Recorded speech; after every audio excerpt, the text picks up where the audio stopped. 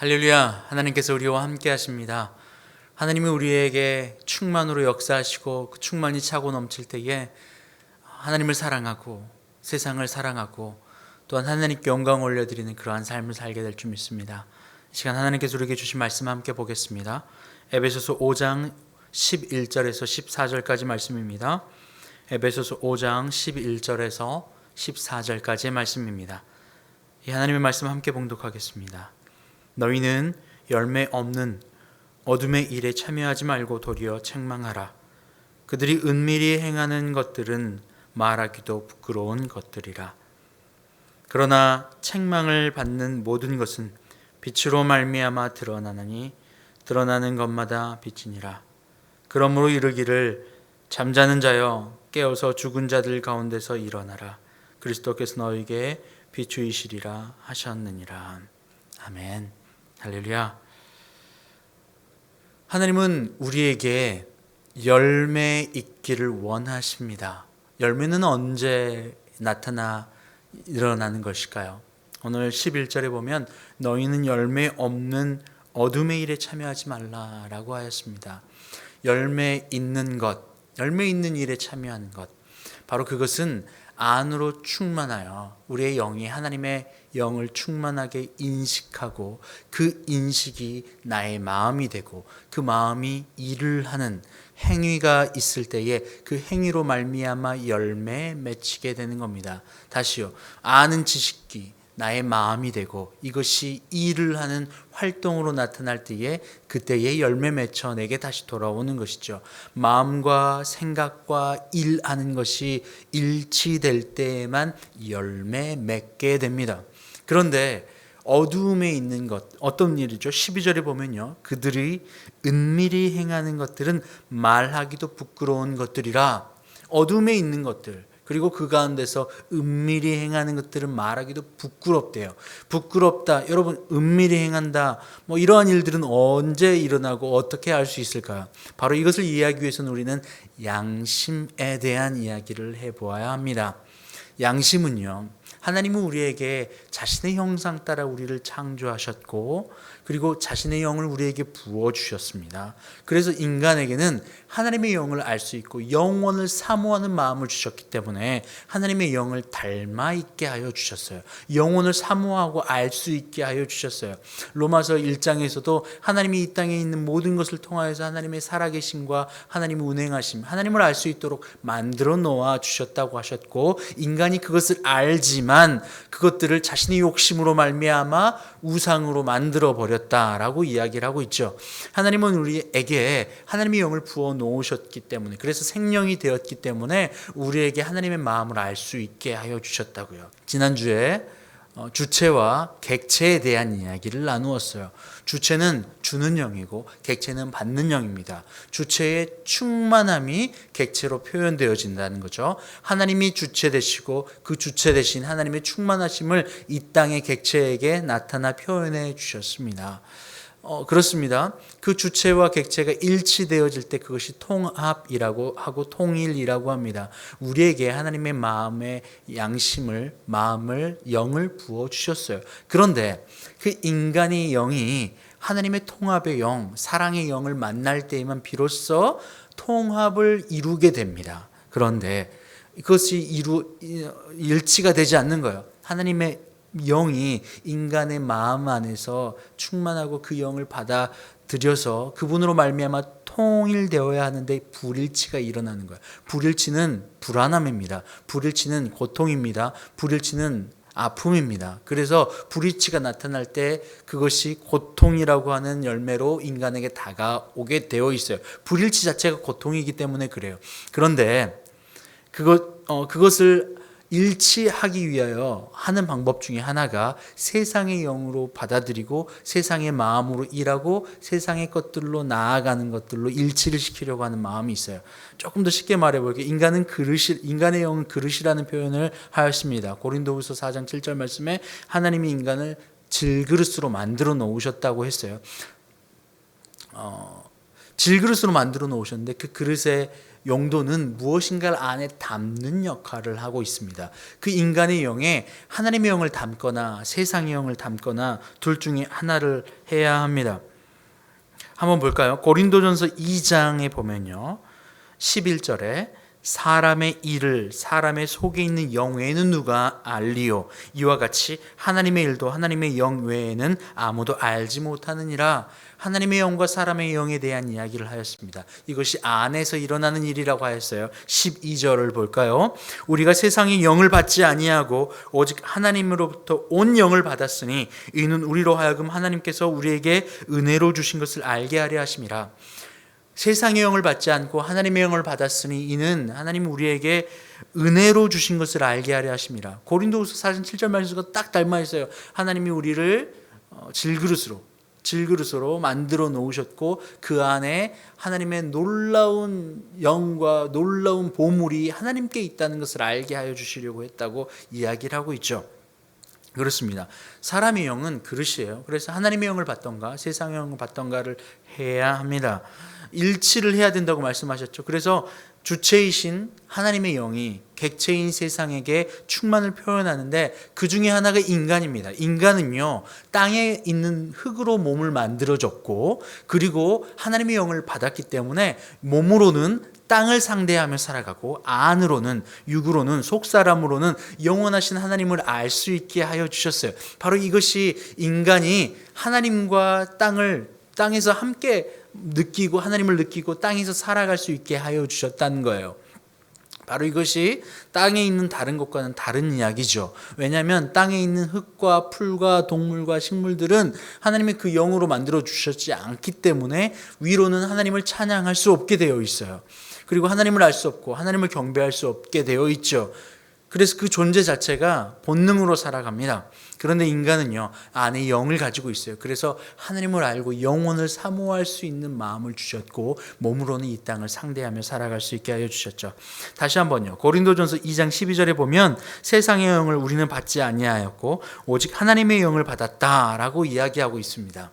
하나님의 영을 받고 하나님의 영으로 살아가는 존재. 그래서 하나님의 영을 받았기 때문에 우리의 삶이 하나님의 마음과 일치하지 않으면 거기서 오는 갈등이 있어요. 하나님의 영과 하나님의 마음으로 사랑하며 섬기며 순종하며 살아가는데 불순종을 하게 되거나 아니면 오늘 말씀의 12절에처럼요, 그들이 은밀히 행하는 것을 말하기도 부끄러운 것들이라. 은밀히 행했던 어둠에 있는 것들이, 은밀히 행하는 일들이 우리가 하게 되면 안으로부터 양심이 그것을 허락하지 않는 일이 나타나요. 이건 하면 안 되는데 라고 말이죠. 바로 이것이 하나님의 영을 우리에게 부어주신 그 증거이기도 합니다. 안으로부터 그런 일이 일어나요.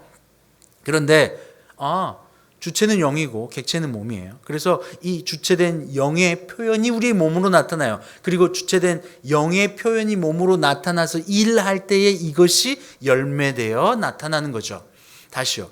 우리의 몸을 움직이는 것은 우리 안의 영혼입니다. 그래서 마음, 생각, 우리의 아는 지식과 생각과 감정이 우리의 몸으로 표현되어져 일을 하고 그것이 열매되어 오는 것. 아는 것과 행하는 것이 일치되어야지, 그래야지 평안하다고 그랬는데, 통일이라고 했는데, 그러면 이런 것도 상상해 볼 수 있지 않아요? 우리가 안의 영이 세상의 영을 받아서 세상의 일을 해요. 세상의 영, 돈의 영, 돈을 받아서 탐욕을 받아서 그 탐욕으로 물질을 채우고 세상에서 높아지고 그렇게 살아가려 해요. 그리고 그것을 위하여 끊임없이 움직이는 거죠. 그렇게 하는 것으로 말미암아 열매를 얻게 됐어요. 그러면 안에 있는 영과 세상 영을 받은 나의 영과 행하는 이 일들이 일치되었잖아요. 그러면 평안이 오는가? 그것은 아닙니다. 그런데 왜냐하면 하나님이 우리에게 자신의 영을 부어주셨기 때문에 그래요. 그런데 이것을 일치시키는 방법이 있어요. 그러니 내 안에서부터 오는 양심을 자꾸 이렇게 낮추는 거예요. 잠깐 숨기는 거고 이게 자꾸 이렇게 낮춰놓는 거예요. 양심이 소리를 자꾸 듣지 않으려 귀를 막는 거예요. 괜찮아 하면서 자꾸 누르는 거죠. 그러면 어떻게 되죠? 인간성이 사라져 버립니다. 양심에 화인 맞은 거죠. 화인 맞을수록 낮춰서 듣질 않게 되는 거예요. 그러면 부끄러운 일도 없어지는 거죠. 악한 일을 하는데 부끄러운 일이 없어지는 거죠. 양심에 화인을 맞게 됩니다. 그러면 세상에 붙잡히게 되고 세상으로 살아가는 삶이 되어져 버립니다. 14절을 보면요. 그러므로 이르기를 잠자는 자여 깨어서 죽은 자들 가운데서 일어나라. 죽어버린 거예요. 살아도 죽어버린 것과 똑같은 인생이 되는 겁니다. 우리는 하나님의 영으로 만들어졌고 이 땅은 하나님의 충만의 표현으로서 하나님이 움직이시는 일들이에요. 한번 볼까요? 히브리서 1장 3절은 이렇게 이야기합니다. 이는 하나님의 영광의 광채시요 그 본체의 형상이시라. 그의 능력의 말씀으로 만물을 붙드시며 죄를 정결하게 하신 일을 하시고 높은 곳에 계신 지극히 크신 이의 우편에 앉아 계시느니라. 하나님께서 만물을 말씀으로 붙잡고 있다고요. 세상은요 하나님의 충만의 표현으로서 나왔다고 하였습니다. 창조되었다고 했습니다.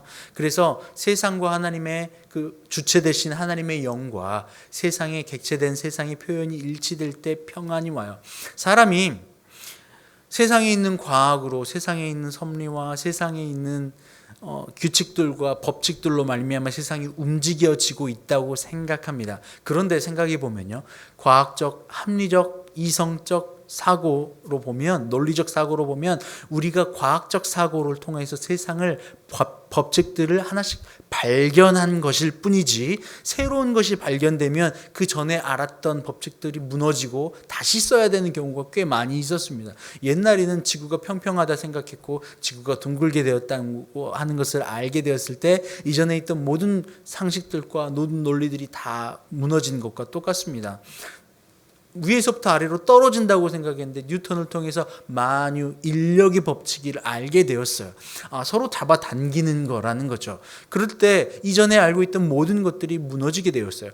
이 과학을 통하여서 세상의 법칙들이 하나하나 정리되어지고 알게 되어진다고 한들 그 과학이 우리가 알고 있는 세상의 논리적 법칙들이 이 땅을 움직이고 붙잡고 있는 것이 아니더라는 거예요. 왜요? 그것들이 붙잡고 있는 것, 알고 있는 것들이 그 논리들이 붙잡고 운행하고 있다면 그것을 알면 알수록 세상은 더 잘 운행되어야만 해요. 그런데 그것들을 통하여서 과학이 발전하면 발전할수록 세상은 점점 더 피폐해지고 세상은 점점 더 무너져가고 있어요. 그것이 완전한 진리가 아니기 때문에 그래요. 말씀에서도 보면 히브리서 1장 3절을 다시 한번 읽어볼게요. 이는 하나님의 영광의 광채시요 그 본체의 형상이시라. 그의 능력의 말씀으로 만물을 붙드시며 죄를 정결하게 하시는 일을 하시고 만물을 말씀으로 붙잡고 계시는 이가 과학문명이 아니라 하나님의 말씀이라는 거예요. 그래서 그분으로 말미암아 통일이 되어질 때 건강해지고 완성되어지는 겁니다. 하나님이 이 땅을 창조하실 때에 무슨 일이 먼저 있었죠? 흑암이 깊음 위에 있는 상태, 이것을 영어로 뭐라고 합니까? 카오스라고 합니다. 카오스, 혼돈의 상태가 있었을 때에 하나님의 말씀이 들어가 혼돈이 정렬이 됐습니다. 카오스가 말씀, 로고스가 들어갈 때에 정리가 됩니다. 카오스는 로고스로만 정리가 되는 거예요. 그리고 그 안에 충만이라고 하는 창조로 하나님의 표현으로 이 땅이 만들어졌습니다. 말씀, 잡고 있는 이 말씀이 빠지면 다시 카오스가 오는 거예요. 그래서 보면 하나님의 말씀을 알고 하나님이 이 땅을 창조하시고 말씀으로 이해되고 하나님이 만들어 놓으신 법칙들이 알아져 가는 것, 지식이 충만해져 가는 것, 그러므로 어떤 일들이 일어나요? 믿었던 믿음의 사람들의 모습을 보면 그렇게 하나님의 말씀으로 지식이 충만해져서 하나님을 알고 하나님께로 나아가면 안으로부터 평안이 와서 카오스가 로고스로 말미암아 평안해지고 창조가 완성되어집니다. 그런데요, 삶에서 언제든지 카오스로 살아가는 사람들이 있어요. 어둠에 있는 것처럼 살아갑니다. 열매 없이 살아가요. 두렵습니다. 고통스럽습니다. 아픕니다. 질서가 없습니다.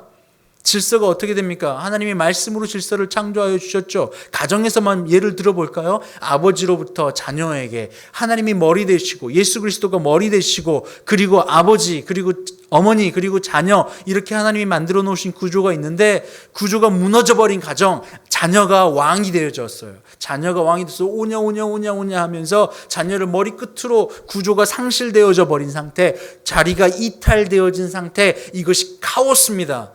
그때 어떻게 됐죠? 그때 아이들이 제대로 된 교육을 받지 못하게 돼요.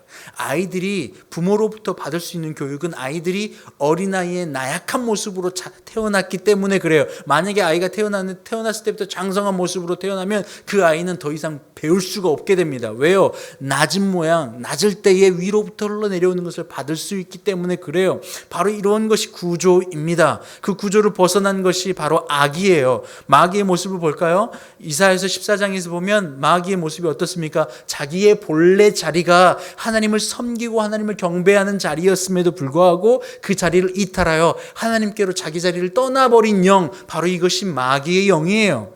혼돈이죠. 카오스이죠. 아래 위가 뒤집혀버렸고 자기의 자리와 구조를 상실해져버린 상태, 이것이 카오스입니다. 인간의 죄가 이것으로부터 왔어요. 세상이 하나님의 말씀으로 붙잡고 그 안에 말씀으로 말미암아 그 구조를 형성할 때 평안이 오고 창조의 완성이 되는 겁니다. 그런데요, 우리 안에서 무슨 일이 일어나는지도 몰라요. 환경을 바라보면서 내게 병이 왔어요, 내게 사고가 왔어요, 내게 안 좋은 일들이 내게 다가올 때 이것이 도대체 내게 왜 일어나는지도 모르겠네 하면서 혼돈이 오고 평안이 상실되어져 버린 일들, 열매 없이 어둠에 있는 일처럼 두려워 떠는 일들, 바로 이러한 것들은 말씀이 내 안에 자리 잡지 아니하고 하나님의 충만하신 영이 내 안에 있지 아니하고 세상의 영을 붙잡고 어둠에 있는 일들과 똑같이 구조 없이 살아가기 때문에 그래요.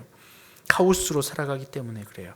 아까 읽었던 말씀 고린도전서 2장 계속해서 읽어볼까요? 13절에 우리가 이것을 말하거니와 사람의 지혜가 가르친 말로 아니하고 오직 성령께서 가르친 것으로 하니 영적인 일은 영적인 것으로 분별하느니라. 14절에 육에 속한 사람은 하나님의 성령의 일들을 받지 아니하나니 이는 그것들이 그에게 어리석게 보이며 또 그는 그것을 알 수도 없나니 그러한 일은 영적으로 분별되기 때문이라. 분석적인 이해는 머리로 이해하는 거예요. 이것은 땅의 기준으로 이해하는 겁니다. 인과율로만 이해하는 거예요. 과학적 사고조로만 이해하는 겁니다. 이것은 이러한 일들, 그러니 내가 이해하는 만큼 이해하게 되는 겁니다. 도저히 이해되지 않는 상황이 내게 다가오면 무슨 일이 일어나죠? 무너져 버려요. 도저히 이해되지 않습니다. 머리로만 이해하기 때문에 그래요. 14절을 다시 한번 볼까요? 육에 속한 사람은 하나님의 성령의 일들을 받지 아니하나니 이는 그것들을 그에게 어리석게 보이고 또 그는 그것들을 알 수도 없나니 그러한 일은 영적으로 분별되기 때문이라. 눈에 보이는 것이 다 유물론이라고 하죠. 세상의 과학은 유물론 안에 갇혀 있어요. 눈에 보이는 것이 다라는 거죠. 그러나 하나님은 눈에 보이는 것이 다가 아니라고 말씀하셨어요. 눈에 보이는 건 잠깐이니 보이지 않는 것은 영원하다고요.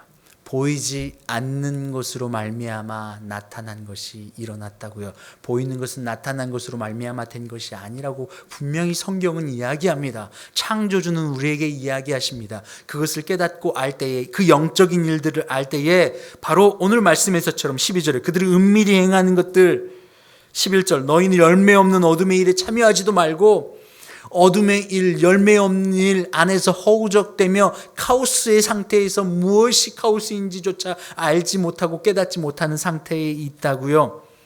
여러분, 우리는 하나님의 영을 알고 있습니다. 그래서 하나님의 영을 받았습니다.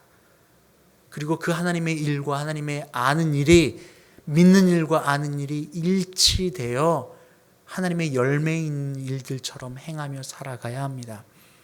어떻게요? 어떻게 말입니까? 이것은 영적 이해가 우리에게 필요합니다. 그리스도 예수의 사랑을 받을 때에만 세상의 인과율인 분석적 이해가 아니라 영적 이해를 할 수 있다고요. 육에 속한 사람은 하나님의 성령의 일들을 받지 않으니 육에 속한 사람의 생각으로 세상의 일을 인과율로만 판단하고 받아들이고 분석적 이해로만 알려고 하면 도대체 깨달아지지 않아요. 감사가 되지 않습니다. 그런데 그 말씀을, 하나님의 영을 내 안에 받아들이고 그분의 영으로 내가 깨닫고 그분의 영으로 받아들이면 내 환경을 영으로 해석할 수 있게 되는 거죠. 무슨 말입니까? 영적 이해, 그리스도 예수가 이해한 이해, 감사, 사랑으로 이해할 수 있게 되는 거죠. 여러분, 그렇습니다. 그때에 하나님이 우리에게 주신 주체로서 객체인 우리가 하나님의 영을 받아 그분의 마음과 그분의 이해로 일치되어질 때 열매 맺게 되어지는 겁니다. 할렐루야. 안과 밖이 일치되어지는 거예요. 주체이신 하나님과 객체이신 우리가 일치되어지는 거예요. 우리의 영이 하나님의 영을 받았고 우리의 삶이 그분의 이해로 말미암아 바라보는 거죠. 세상의 이해로 보면 그리스도 예수의 십자가는 가장 미련한 것이에요. 그런데 그리스도 예수의 십자가를 우리가 능력으로 받아들이는 이유는 하나님의 영으로 우리가 받았고 그분의 영으로 우리가 인식하고 그분의 영으로 생각하기 때문에 그렇습니다. 그것이 십자가의 이해입니다. 여러분 더 이상 육의 일로 이해하지 마시고 영의 일, 그리스도 예수의 십자가의 일로 이해하시길 바라요. 내 앞에 나타난 삶의 모든 일들이 그리스도 예수의 일로 받아들일 때에 사랑으로 해석이 됩니다. 그분의 이해로 이해가 돼요. 세상의 이해가 아니라 말입니다. 이 땅의 물질은 나타난 것으로 된 것이 아니라 하나님의 말씀으로 되었음을 여러분 믿으시길 바라요. 이해하시길 바라요. 이것은 하나님의 영을 받는 성령의 일로 말미암아 이해되게 돼요. 내가 이것이 이해되지 않아요. 그리고 카오스 상태에 있어요. 구조도 없어요. 여러분 그러면 우리는 매 순간이 열매 없는 자처럼 살아갑니다. 14절 오늘 말씀 14절을 볼까요? 그러나 이르기를 잠자는 자여 깨어서 죽은 자들 가운데서 일어나라. 깨어나시길 바랍니다. 잠자는 자처럼 하나님의 영을 받았음에도 불구하고 그 말씀이 내 것이 아니고 세상의 일들, 분석적 이해, 세상의 이해, 육적 이해, 머리로 이해하는 삶을 살아가고 계신다면 깨어나시길 바랍니다. 깨어나시길 바라요. 그리스도 예수의 십자가의 이해로 깨어나시길 바라요. 오늘 말씀 13절에 보면 책망을 받는 모든 것은 빛으로 말미암아 드러나나니 드러나는 것마다 빛이니라. 빛 대신 그리스도 예수께서 우리에게 들어오실 때에 우리 안에 우리의 영이 내가 잘못된 길, 세상의 일, 육적 이해 가운데 있다면 우리의 양심에 통하여서 하나님이 말씀하실 거예요. 그리고 그 마음의 이해, 영의 이해, 그리스도 예수 하나님의 이해와 우리의 삶이 일치될 때 열매 맺는 삶을 살아가게 될 겁니다. 주체이신 하나님과 객체이신 우리가 세상으로 말미암아 하나님의 영으로 일치되어질 때 우리의 삶은 열매 맺는 삶 살아가게 됩니다. 여러분 어떻습니까? 우리의 삶에 혹시 이해되지 않는 일들이 있나요? 원치 않는 병이 찾아와서 이해되지 않나요? 원치 않는 일, 원했던 일이 되지 않아서 실망한 적 있나요? 여러분 그렇다면 우리의 안에 있는 이해가 나의 인과율, 세상의 분석적, 생각적, 합리적 판단, 내 육적 이해로 이해하지 마시고 그것을 하나님이 내게 주시는 완전한 이해, 사랑의 이해로 넘어가시길 바라요. 그리스도 예수께서 내게 주신 그 사랑, 이해되지 않는 사랑이죠. 그 사랑을 입었으니 하나님이 내게도 그 사랑으로 지금도 나를 창조하셨고 세상을 운행하고 계시니 그 사랑이 내게 들어와 그 사랑의 이해로 세상을 바라보고 운행하시는 하나님의 손을 바라볼 때에 아하, 하나님이 이것을 사랑으로 내게 주셨지. 내가 이것을 사랑으로 받지. 하나님이 내게 선으로 이해하시지. 그러니 내가 하나님께 감사를 올려드려야지 하면서 감사의 열매 올려드리시길 바랍니다. 카오스가 아니라 로고스, 말씀 안에서 온전히 창조하신 것처럼 우리 안에 혹시 그 혼돈과 고통과 일치되지 않아 오는 불안함이 있다면 말씀의 로고스로 말미암아 여러분 일치시키시길 바라요. 말씀을 붙잡으십시오. 하나님의 영을 붙잡으십시오. 성령께 구하십시오. 그래서 그리스도 예수의 그 십자가 사랑으로 말미암아 하나님과 일치됨으로 우리의 삶이 열매 맺는 삶 되시길 바라요. 함께 기도할까요? 하나님 감사합니다. 하나님 우리가 열매 맺지 못하고 어두움 가운데서 잠자고 있는 자와 같은 모습이 우리 가운데 있었습니다. 그 이유는 바로 우리가 하나님의 영을 받았음에도 불구하고 세상의 영을 받은 자와 같은 모습으로 살았기 때문에 그렇습니다. 환경을 내가 판단하고 환경을 내가 판단할 때 이해되지 않으면 두려워했고 불안해했고 내가 원하는 대로 가지 않으면 아파하고 슬퍼하고 낙담하고 원망했기 때문에 그렇습니다. 하나님, 이제는 하나님의 영을 받음으로 말미암아 하나님의 마음과 하나님의 그 사랑으로 이 땅을 해석하는 성령의 마음으로 해석할 수 있는 그러한 능력을 우리에게 허락하여 주시옵소서. 그리스도의 십자가 그 사랑이 내게 들어왔기 때문에 이것이 가능한 줄 믿습니다. 하나님, 그 사랑으로 우리를 붙잡아 주시옵소서. 이 시간에 주체이신 하나님께, 창조주이신 하나님께 객체인 우리가, 피조물인 우리가 영광 올려드리며 주께 속해 있음을 고백하며 이 시간에 예물 하나님 앞에 올려드립니다. 이 예물 받아주시고, 하나님, 그렇게 고백하는 마음 한 명 한 명의 그 마음과 믿음의 고백 위에 말씀이신 하나님, 창조주이신 하나님, 충만이신 하나님, 사랑이신 하나님, 그들에게 충만히 역사하여 주셔서 그 하나님의 영으로 감사하며 기뻐하며 살아가는 저희가 되게 하여 주시옵소서. 감사함이 예수님 이름으로 기도합니다. 아멘.